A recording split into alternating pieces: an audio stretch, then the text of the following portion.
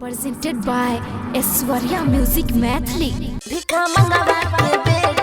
अभी आप सुन रहे हैं उषा यादव और पवन लोलपुरिया की आवाज में।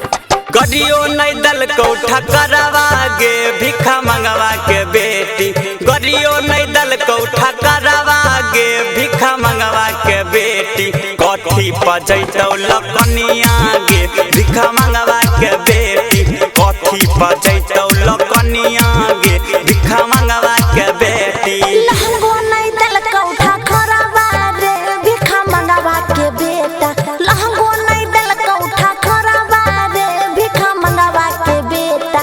कोना के जैतो तोहर कनिया रे भिखा मंगवा के बेटा, कोना के जैतो तोहर कनिया रे भिखा मंगवा के बेटा।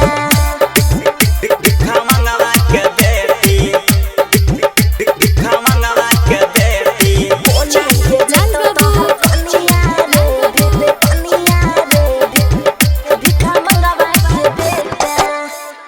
कोना के जैतो कनिया रे भिखा मंगवा के बेटा।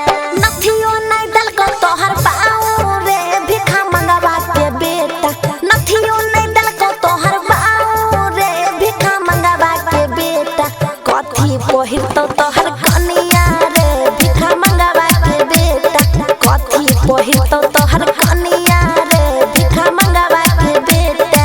थरियो नहीं दल को गिलसवा गे बनी हरवा के बेटी, थरियो नहीं दल को गिलसवा गे बनी हरवा के बेटी।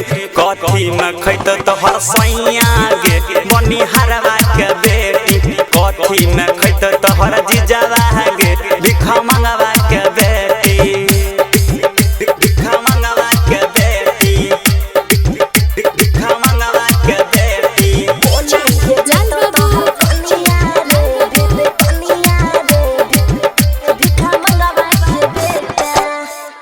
कोना के जैतो कनिया रे भिखा मंगवा के बेटा।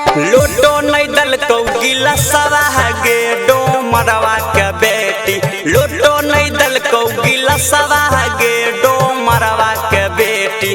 कथी में पीतहु पनिया गे डोमरवा के बेटी, कथी में पीतहु पनिया गे भिखा मंगवा के बेटी। घरो ना छिकौ दुआरा बार डोमरवा के बेटा, घरो ना छिकौ दुआरा बार तू सधवा के बेटा।